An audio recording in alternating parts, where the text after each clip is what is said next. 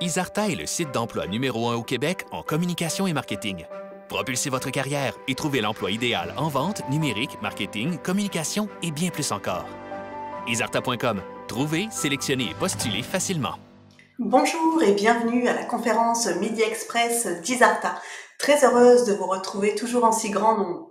Aujourd'hui, on plonge dans un univers qui fait couler beaucoup d'encre, soulève autant d'enthousiasme, de questionnement et redéfinit à une vitesse fulgurante nos repères professionnels, l'intelligence artificielle.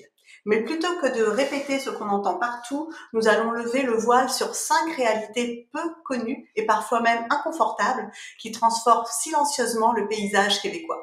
Et pour nous guider dans cette exploration, j'ai le plaisir d'accueillir Ziad Chouadi, un expert en transformation numérique et technologique émergente qui est passionné sur le sujet et qui conjugue rigueur, clarté et vision du terrain.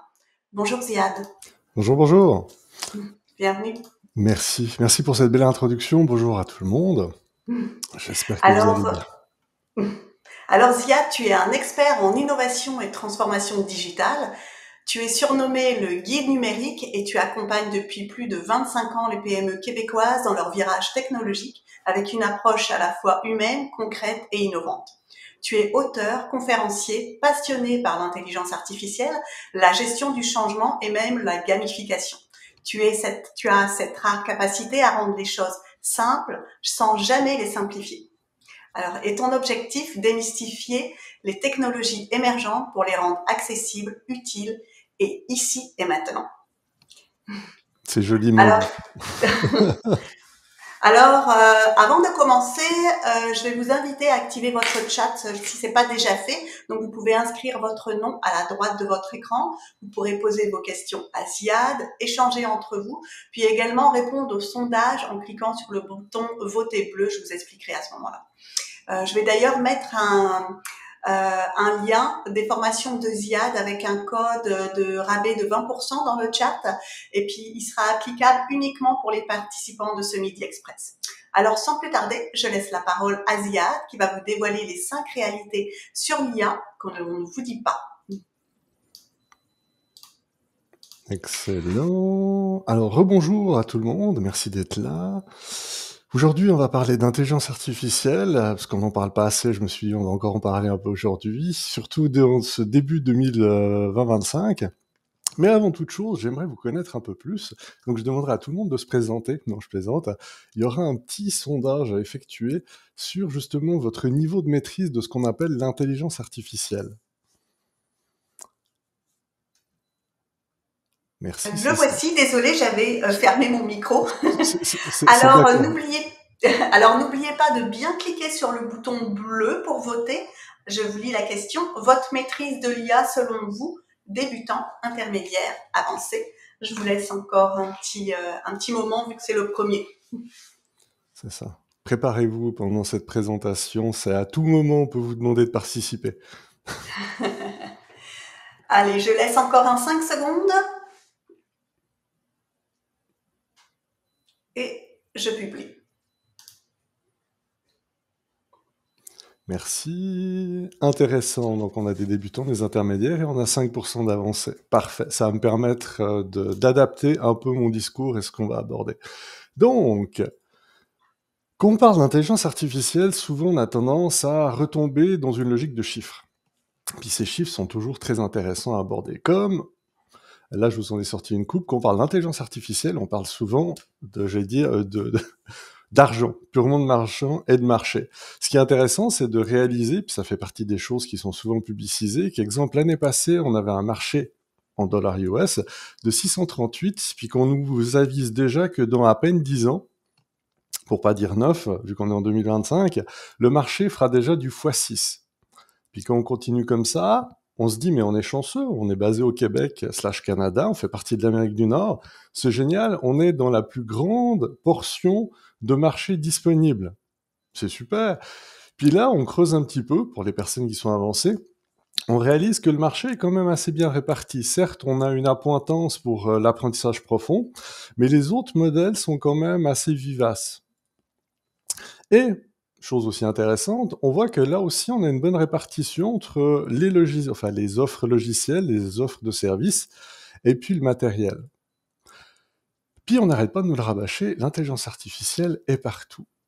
Elle est tellement partout qu'elle est même au Québec. Et au Québec, on peut être fier. Il y a une étude qui a été réalisée en 2024 par PwC Canada et puis Tortue Capital, basée sur 143 points discriminants, ce qui fait qu'en fait, au Québec, on est le 7e rang mondial des leaders de l'IA. On est tellement hot qu'on a aidé le Canada à être 4e. On est tellement dans le top 10 qu'on est 5e au niveau de la recherche fondamentale et appliquée, 6e en stratégie et gouvernance d'IA, excusez-moi, gouvernementale, et en création de financement, et 7e en création, financement et d'entreprise. Je vais vite parce qu'on a beaucoup de choses à voir. 2, au niveau de l'impact économique, dites-vous que en 4 ans, 2017-2021, juste l'investissement en IA ont généré 1,9 milliard de plus au PIB québécois. On parle pas du reste, on parle que du Québec. De plus, à l'heure d'aujourd'hui, il y a environ 45 000 personnes qui travaillent au Québec dans le domaine de l'informatique, de l'intelligence numérique. Aussi, à date, on dispose de 600 organisations, rien qu'au Québec, dont 225 startups. Encore un forum l'année passée, merci encore à PwC, a sorti qu'on avait des possibilités ces 10 prochaines années de faire beaucoup de cash. Je vous laisserai voir le détail des chiffres, mais typiquement, on nous annonce rien qu'en intégrant l'intelligence artificielle dans ce qui existe déjà, pas juste le marché de l'intelligence, l'intégration unique, on est déjà à du plus 38 à 80 milliards de dollars pour le PIB québécois. Sans oublier qu'on a aussi des possibilités pour baisser notre dépendance, notre déficit commercial vis-à-vis de l'étranger, ce qui peut être utile quand on rentre en guerre commerciale. Je mets ça juste là, mais j'en parlerai pas. Bref, la belle province, c'est aussi un immense écosystème qui tourne autour de l'intelligence artificielle. Dites-vous que c'est quand même dingue. On a une expertise de recherche de pointe. On a un soutien gouvernemental fort, excusez-moi. On a un écosystème autant universitaire que dans le privé d'entreprises innovantes. De plus, et là on peut être encore plus fier, on est leader dans le domaine de l'IA responsable. Depuis la déclaration de Montréal de 2018, nous sommes les leaders. C'est génial. Et puis, normalement, arrivé à ce stade-là, je sais pas vous, mais j'aurais le goût de mettre dans le chat, bravo champion. Sérieusement, on peut se péter les bretelles. Le Québec, on fait quand même partie du top 10. On est très bien situé. Sur ce, une nouvelle question pour vous. Alors, je vais l'afficher. Et donc, je lis la question. N'oubliez pas de bien répondre avec le bouton bleu. Et j'ouvre le sondage. Quelle est l'origine de l'IA que vous utilisez? États-Unis, Europe, Asie, Québec.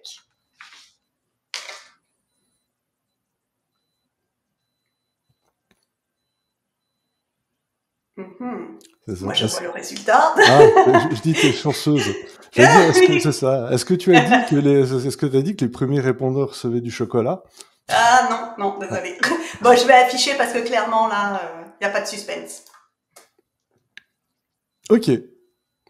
Ah, bon, effectivement, États-Unis. Les 6% qui utilisent des solutions québécoises, n'hésitez pas à commenter dans le chat qu'est-ce que c'est comme solution et comme outil, je suis très curieux. Et ça pourra intéresser d'autres personnes. Sur ce, sans transition, rentrons dans le corps du sujet, 5 réalités qu'on ne vous dit pas concernant l'intelligence artificielle au Québec. Ce que je vais essayer d'aborder ici est un peu de démystifier certains mythes qu'on a, et puis vous sensibiliser sur des préoccupations qu'on devrait avoir et qui devraient être beaucoup plus présentes. Premier élément, ça va peut-être faire checker du monde, mais l'IA québécoise n'existe pas. N'hésitez pas à dire oui ou non dans le chat, ça me fera plaisir. Oui, en effet, il y a une réalité au Québec, c'est que certes on a des cerveaux, certes on a des très beaux laboratoires, on produit beaucoup, mais en fait on produit pour les autres ou nos cerveaux s'exportent. On n'a pas d'IA purement québécoise ou de solutions québécoises. On a des entreprises qui utilisent des solutions tierces, mais tout le savoir concret, soit on le vend, soit il s'exporte. Pour ça, Montréal, qui est reconnu souvent comme étant la Mecque de l'intelligence artificielle au niveau global, ben on a pas mal de cas d'école qui ressortent. Déjà, en 2020, il y a eu le cas d'école d'Elementai, qui était vraiment une solution purement québécoise, financée avec des fonds du fédéral et du provincial, qui a été rachetée par ServiceNow, qui est une compagnie américaine. Ce qui était un petit peu gênant, c'est que c'était, bon, au-delà du fait que c'était une perle de chez nous, c'est qu'on déplore aussi la perte de 80 brevets qui avaient été créés par cette compagnie, qui sont passés aux États-Unis. On a aussi des très beaux laboratoires et on a plein de, je vais dire, de personnes brillantes qui travaillent à Montréal, mais elles travaillent soit pour le laboratoire de Meta, soit pour Microsoft, soit pour Google, soit pour des entreprises tierces, souvent, excuse-moi, américaines. Donc, en fin de compte, ce qu'on a tendance, nous, à confondre ou à appeler l'intelligence artificielle québécoise, et puis on peut inclure aussi ce qui se fait au niveau des cerveaux, dans nos universités, sont en fait du Made in USA. Dernièrement, j'assistais justement à une conférence débat où une célèbre université mettait de l'avant son programme qui est vraiment extrêmement valable dans le domaine de l'intelligence artificielle. Puis tellement elle disait qu'ils étaient intéressants que les diplômés étaient quasiment sûrs d'avoir une job aux États-Unis, payés 1 million US, plus tous les avantages. Ce qui a amené le débat, certes, mais là, c'est des cerveaux qui s'exportent dans lesquels on investit ici. C'est pas de l'IA québécoise, c'est pas de la construction d'ici. Bref, là, normalement, vous devriez commencer à réagir en dire oui, mais comment on fait pour travailler avec une IA québécoise? Puis comme je dis, j'ai hâte de voir les 6% qui ont dit qu'ils travaillent avec une IA québécoise. Là, vous allez toujours retrouver en fait les mêmes éléments. C'est suivez les développements législatifs, tout ce qui touche au niveau de la langue. Participer aux initiatives locales. On a plein d'universités, d'organisations qui mettent de l'avant des solutions, on a des DigiHub, etc. L'éternel, formez-vous. Explorer les opportunités de financement, ce qui est une grande spécialité québécoise, aller chercher des subventions, collaborer avec les institutions locales qui peuvent vous guider, vous orienter, ça c'est dans les grands classiques. La chose qu'on ne dit pas assez, c'est soyez curieux et ne vous contentez pas de. J'irai pas plus loin parce qu'on verra ça plus tard, mais surtout, si vous devez retenir un truc, soyez curieux. Allez au-delà de ce qui se passe dans votre ville, dans votre village, dans le petit, dans votre centre, dans votre organisme professionnel ou dans le centre d'activité qu'il y a, soyez réellement curieux. Sur ce, sans transition, je vais aborder un autre aspect qui est la bombe RH. En effet, depuis très très très très longtemps au Québec, on n'arrête pas de nous rabâcher qu'on a des postes à pourvoir, appelons ça comme ça, depuis très longtemps, encore plus dans le domaine des nouvelles technologies. Ce qu'on a tendance un petit peu à sous-estimer, pour pas dire grandement, c'est comment l'intelligence artificielle transforme le marché du travail et exacerbe la pénurie de main-d'œuvre au Québec. Je m'explique. Souvent, on va parler ou on va focuser sur les nouveaux profils. On va vous parler, il nous faut des spécialistes d'intelligence artificielle, il nous faut des data scientists, il nous faut des ingénieurs en apprentissage machine, il faut même maintenant des experts en bien-être homme-machine pour accompagner les équipes, etc., etc., etc. Ce qu'on a tendance à moins parler, c'est qu'il y a aussi une forme de migration des postes. En effet, il y a beaucoup de postes extrêmement qualifiés de personnel TI qui vont juste faire une mise à jour de leur CV, soit se rappeler qu'ils ont déjà pratiqué ça, puis occuper des postes qui sont mieux payés, mis en avant et là où ça se bat plus fort, au niveau de l'intelligence artificielle. On crée pas des nouveaux emplois, c'est pas des nouvelles personnes, c'est juste qu'on déplace des personnels hautement qualifiés. Autre élément qui est sorti, puis ça je vous inviterai à aller consulter l'étude qui est toute fraîche de l'Institut du Québec sur justement l'impact de l'IA au niveau de la main-d'œuvre en 2025. 18% des emplois au Québec sont directement menacés par l'intégration de l'intelligence artificielle. Ça représente 810 000 personnes. C'est quand même pas rien. À cela s'ajoute un autre élément qui est la techno-anxiété et puis la nécessité de toujours s'adapter à ces nouvelles technologies, ce qui crée un nouveau stress. Au-delà de « j'ai peur de perdre ma job », je dois m'adapter à ces nouvelles technologies, puis en plus, c'est pas forcément utile à utiliser. ou compliqué à utiliser. Bref, plutôt que de remplacer, on fait des cumuls. Tout ça en ajoutant la nécessité d'avoir des nouvelles compétences. Est-ce que vous avez déjà entendu parler des éthiciens d'IA? Est-ce que vous avez entendu parler des ingénieurs en prompting? Est-ce que vous savez qu'il y a des spécialisations selon les secteurs? Est-ce que vous savez qu'il y a maintenant des psychologues spécialisés dans le domaine de l'interaction homme-machine, au-delà des consultants, etc. Bref, on fait que surcharger, les éléments. Autre chose, on parle aussi pas assez de stress technologique. Comme je vous l'ai dit, il y a beaucoup de bruit. Dès que vous ouvrez actuellement les médias, on vous dit il faut de l'IA c'est le rêve, il faut. Comme je disais, il y a 20 ans, fallait Internet. Plein de compagnies ont eu un site Internet sans vraiment savoir pourquoi elles avaient besoin d'un site Internet. Elles l'ont intégré. 2, même chez les spécialistes, il commence à y avoir de magnifiques études qui sortent à quel point, en fait, ça affecte leur travail, leur confiance en elles, et aussi leur maîtrise de certains éléments. Je vous ai mis quelques stats. Bref, excusez-moi, on arrive dans une logique où l'adoption de l'IA ajoute un stress accru autant au niveau des employés que de la direction. En effet, maintenant, on peut tout challenger. De plus, tout ça crée, dans le domaine des RH, une augmentation des arrêts maladie et de la fatigue aussi. Donc, une baisse des niveaux de résultats. Puis, vu qu'on est au Québec, spécialité, il y a aussi des aberrations organisationnelles qui commencent à apparaître. Pendant longtemps, on a vendu l'intelligence artificielle comme étant une solution pour remplacer des gens. Pas pour les augmenter, mais pour les remplacer. Donc il y a des organisations qui ont commencé à remercier, du personnel qualifié, imaginons 10 personnes, pour les remplacer par une solution d'IA. Puis pour pouvoir gérer cette solution d'IA, faire appel à des nouveaux profils beaucoup plus coûteux, avec, aucune réelle expérience pour pouvoir traiter ça. Et ça, c'est que un seul des exemples, où on déplace des plots. Donc en fait, on est en train d'arriver dans une forme où, une poule pas de tête. Reprenons cette expression-là. Souvent, vous allez retrouver toujours les mêmes bons conseils pour éviter cette bombe RH. 1, la formation à la reconversion qui reste la base pour tout le monde. 2, impliquer les employés. Discuter, jouer la transparence est toujours utile. Recrutement et rétention. On parle de diversification. Automatiser intelligemment, je le soulignerai 3 fois. Il y a encore beaucoup trop d'organisations qui intègrent l'intelligence artificielle, mais sans réellement savoir pourquoi, ou sans réels objectifs ou réelles structures. Ou à l'inverse, la pression vient du bas, puis il y a plein de coups de canif qui sont effectués dans l'organisation. Donc il y a plein de petits chevals de Troie, parce que les gens utilisent l'intelligence artificielle vu que c'est facile, sans réaliser les impacts qu'il y a.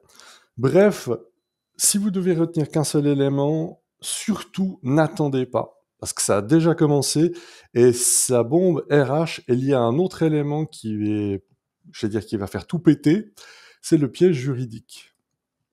Et une nouvelle fois, je vais vous poser une question.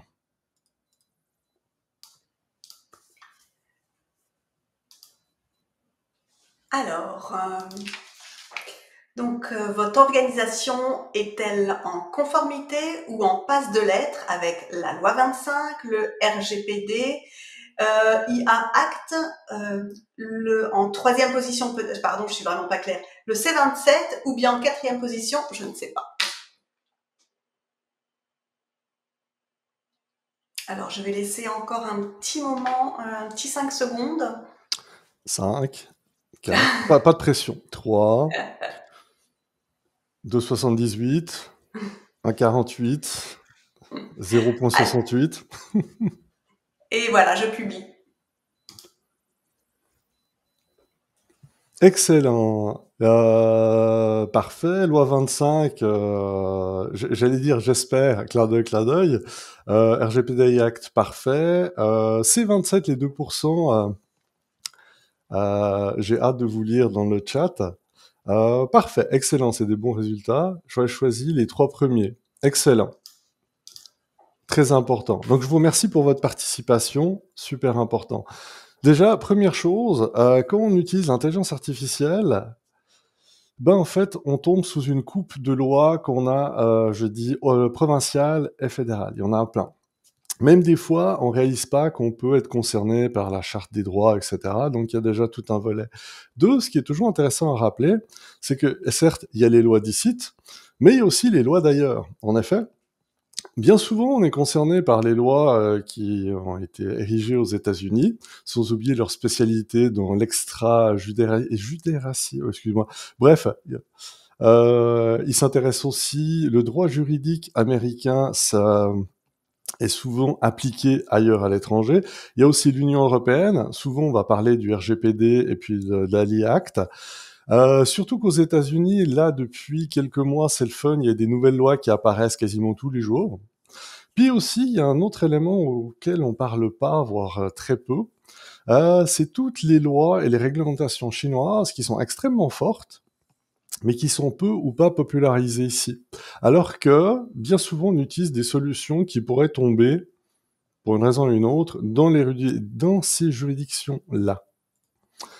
Mais revenons à la loi C27. La loi C27 est un projet de loi qui n'a toujours pas été appliqué, donc bravo pour les 2%, qui devrait quand même vous intéresser un petit peu. J'ai mis 2 exemples. Est-ce qu'au jour d'aujourd'hui, n'hésitez pas à mettre dans le chat, s'il vous plaît, oui, non. Est-ce que vous êtes capable d'effectuer un audit à l'interne documentaire rétroactif sur 5 ans pour les campagnes digitales que vous avez effectuées? C'était une phrase très compliquée pour dire quelque chose de simple. Est-ce que vous êtes capable de faire un audit pour justifier les décisions qui ont été prises? S'il y a des dirigeants, des cadres, des gestionnaires, est-ce que vous savez que vous pouvez être tenu responsable pour je vois que ça. Excusez-moi, pour les biais, je cache le mot important, pour les biais algorithmiques dans vos départements. C'est la fameuse IA qui a été... Il y a une célèbre loi qui dit « Intéressez-vous à la loi, parce que la loi s'intéressera à vous ». Alors certes, c'est encore un projet de loi, mais tout ça est déjà écrit noir sur blanc. Donc, pour gagner du temps, dites-vous que ce qui est en train de nous pondre au nez avec le C27, c'est qu'on va tomber dans une logique de transparence totale sur les systèmes automatisés. Je lis en même temps le chat, c'est pour ça que je faisais pas. Donc, on est passé d'une logique où, en fait, on faisait notre business de façon traditionnelle, à aujourd'hui, il va falloir pouvoir expliquer, justifier les décisions qui ont été prises, peu importe la solution et le système utilisé. Donc, bien souvent, on va retomber avec le minimum souligné 3 fois pour toutes les entreprises et organisations. Identifier où vos données sont stockées. Pas juste dans telle entreprise, non. Dans l'entreprise, elle stocke où vos données? Quel serveur, sous quelle forme, où sont les backups, etc. Vérifiez la conformité avec les lois locales et internationales. Vos données sont peut-être au Québec, mais vous utilisez peut-être, ou l'entreprise tierce, une solution d'un autre État, au hasard états-unien, pour pouvoir traiter vos données. Là, vous réalisez que réglementation juridique, etc., etc. Puis, formez vos équipes aux nouvelles réglementations. Moi, c'était une question que je posais souvent parce que l'année passée, la mode, c'était d'utiliser des solutions d'IA générative pour rédiger ces courriels. Est-ce que vous êtes déjà demandé le nombre de lois que vous brisiez en faisant ça, puis tout ce que vous deviez faire pour être en conformité? Chaque fois que vous faites ça, est-ce que vous avez avisé toutes les parties prenantes? Est-ce que vous savez comment et où sont traitées les données, etc., etc., etc. Tu sais, les fameuses questions auxquelles on veut jamais répondre, mais qu'on nous posera un jour. Donc, ce que vous pouvez facilement retrouver, c'est les conseils généraux pour éviter les pièges juridiques. Consultez les guides pratiques. Le Barreau du Québec est notre ami. N'hésitez pas à voir ce qu'il publie. Autre chose qui manque encore beaucoup, jouer la transparence avec les clients. Ayez une information claire et référencée. Respectuez les directives des tribunaux, basiques. Validez les contenus générés, c'est aussi très important, et pas qu'une fois. Faites des audits réguliers. Suivez des développements législatifs, même si j'avoue qu'avec les États-Unis, ça devient extrêmement compliqué parce qu'ils dérégulent tout chez eux et ils régulent tout à l'extérieur. Puis, formez-vous continuellement. On est passé en fait dans une boucle où on est censé savoir de plus en plus. Mais là aussi, s'il vous plaît, n'attendez pas. Maintenant, sans transition aucune, les nouveaux impératifs techniques.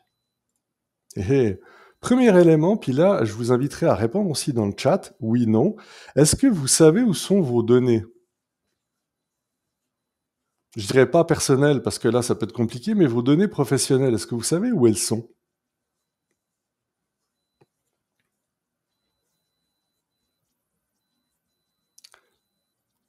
Excellent. Est-ce que vous savez sous... Parfait. On m'avait avisé avec le léger délai entre la question et là. Parfait. Un grand merci. D'habitude, c'est la première question, puis il y en a des centaines qui suivent. Mais, premier rappel que je ferai, la gestion des données est cruciale pour une adoption efficace et responsable de l'IA. Premier élément qui joue, parce que vous savez ou non où sont vos données, il y a un deuxième problème qui est très fréquent, auquel on parle peu, c'est que souvent les données sont mal structurées ou incomplètes. Souvent, on va nous dire, bah oui, on a des données où elles sont là, mais en fait, qu'on va vouloir les exploiter, soit pour sa solution d'IA, soit en utilisant, en intégrant une IA tierce, ben en fin de compte, c'est le parent pauvre. Autre exemple aussi, qui est un grand classique, vous avez vu que plus de 80 personnes utilisaient des solutions d'IA qui viennent de l'étranger. Bah souvent, elles sont mal ou peu adaptées à la réalité locale, pour pas dire à la réalité québécoise. Certes, on a une proximité géographique et culturelle avec les États-Unis, ce qui fait que pour plein de petits biais, on a moins ce décalage où ça nous semble un peu moins dérangeant que d'autres cultures qui sont plus éloignées, qui quand ils interagissent avec ces outils-là, ils les trouvent vraiment vraiment étranges, voire très peu qualitatifs. Donc on jase, mais en théorie là, le minimum du minimum pour éviter du trouble, c'est cartographier vos données internes. Investissez dans une gouvernance de vos données, puis collaborez avec des experts locaux en IA. Mais surtout, au moins ces trois choses, s'il vous plaît. J'ai dit s'il vous plaît. Là, on retombe toujours dans les fameux conseils que vous retrouvez de façon générique, qui sont disponibles facilement sur les internets, différentes sources.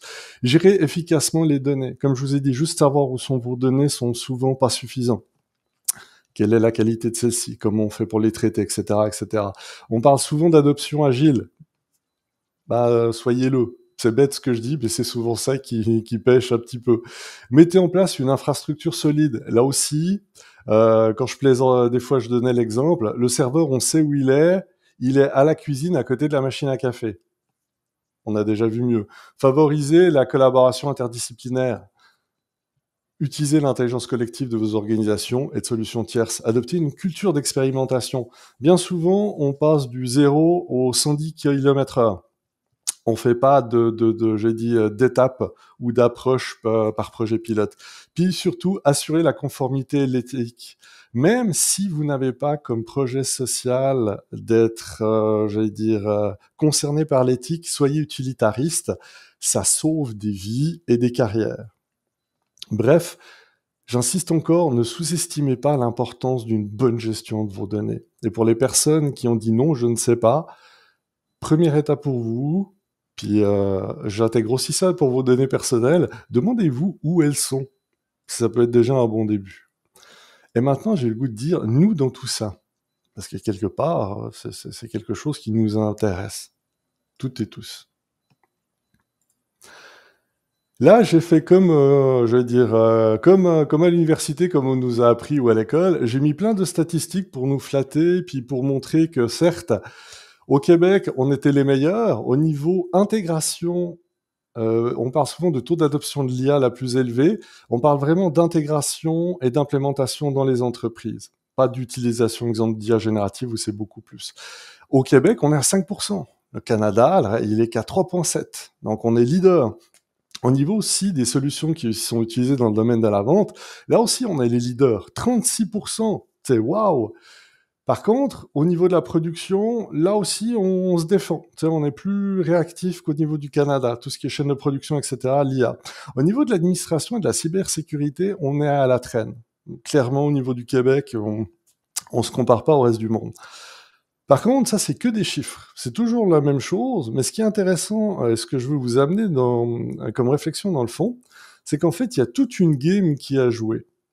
Parce que là, malgré l'investissement de plus de 700 millions de dollars qui ont été investis depuis 2017 dans l'intelligence artificielle, la réalité, c'est qu'on n'a pas actuellement de solutions internes. Il n'existe pas d'IA québécoise souveraine ou de solution, je vais dire, locale.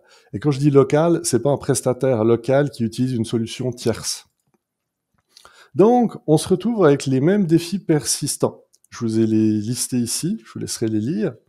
Mais fondamentalement, ce qui manque, ce qui est un gros paradoxe, c'est que le Québec est considéré vraiment comme un des leaders et un des pionniers de l'intelligence artificielle.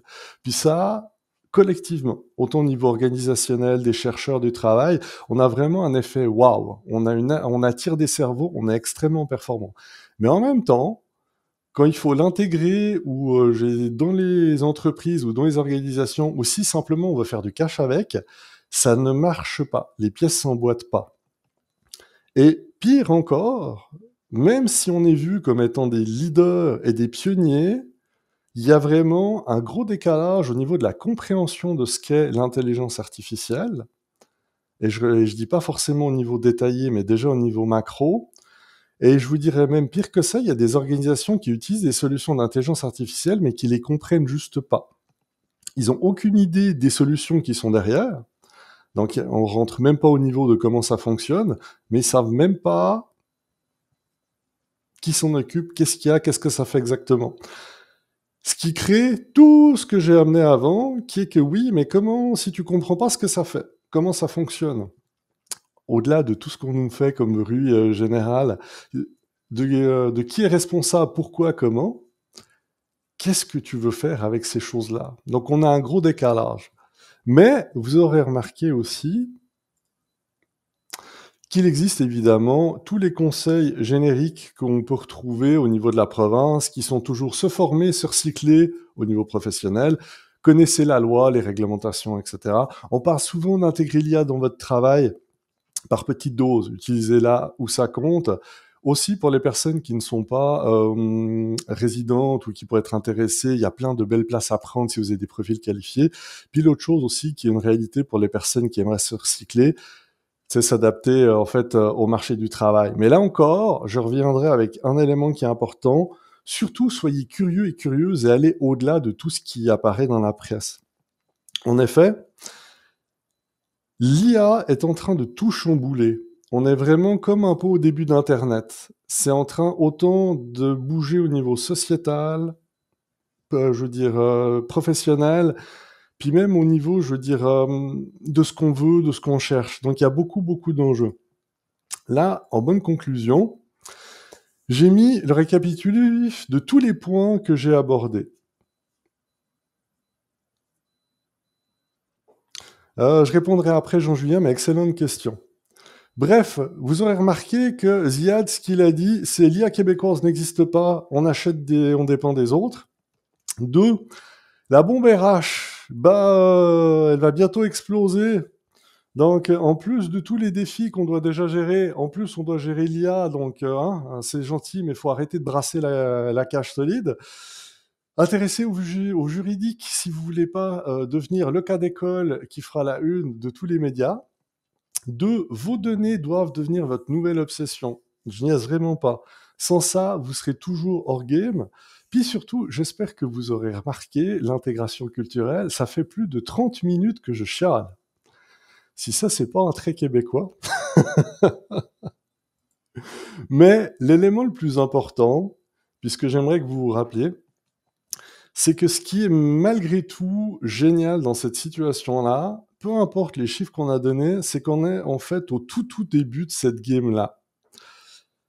Certes, on est pionnier, vous avez vu qu'on a une intégration qui débute dans les organisations, mais la très grande majorité ne les ont pas intégrées. 2, l'intelligence artificielle transforme déjà le Québec. Comme je l'ai dit, on a un paysage qui est riche en opportunités, au niveau de la croissance, on a tout pour réussir. Sincèrement. C'est pour ça que des fois, c'est un peu plus rageant. Mais en même temps, on a aussi cette culture de village qui fait qu'on s'intéresse à ce qu'il y a dans son coin, ou ce qu'on regarde dans la presse, mais pas ce qui se passe dans le village d'à côté, la ville d'à côté, qui, malgré tout, fait exactement la même chose, ce qui fait que des fois, la solution la plus haute, en fait, elle est juste à une demi-heure de char, puis nous, on focalise sur une solution qui n'est pas du tout adaptée à nous, nos réalités, Puis on va la commander, je dis, à 2000 ou 3000 km dans le sud. Bref, soyez curieux. Méfiez-vous vraiment de tout ce qui va nous péter dans la tête, c'est-à-dire défis RH, défis techniques, défis juridiques énormes. Parce que je vous le dis, à date, ça n'a pas fessé assez fort quelqu'un au Québec pour qu'on aille suffisamment la chienne en se disant « ouais, il faut que je commence vraiment à m'intéresser à ça ».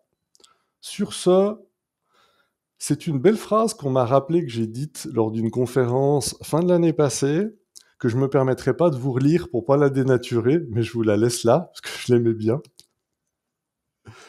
Mais surtout, un grand merci à vous pour votre écoute.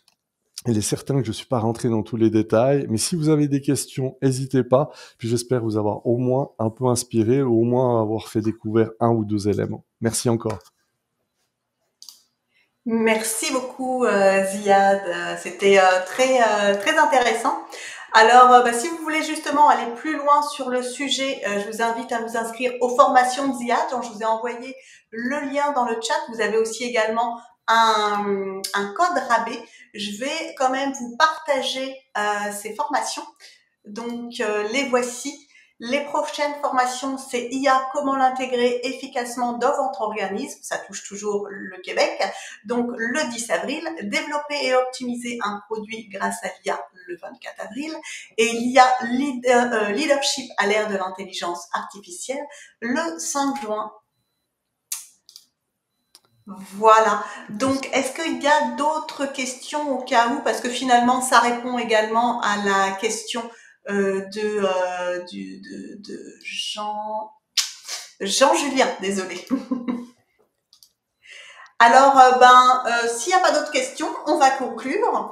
On vous remercie énormément de votre présence. J'espère que ça a été enrichissant pour vous. Nous, on se donne rendez-vous à un prochain Midi Express. Ziad, je te laisse le mot de la fin. Oui, j'allais dire chocolat. mais comme on dit, on a toutes et tous un problème avec un aliment. Moi, ça sera le chocolat. Sincèrement, un grand merci. Sincèrement, je le répète, soyez curieux, curieuse et intéressez-vous à vos données. Ça devient de plus en plus crucial. Merci encore et bonne journée. Au revoir. Merci. Au revoir. Bye bye.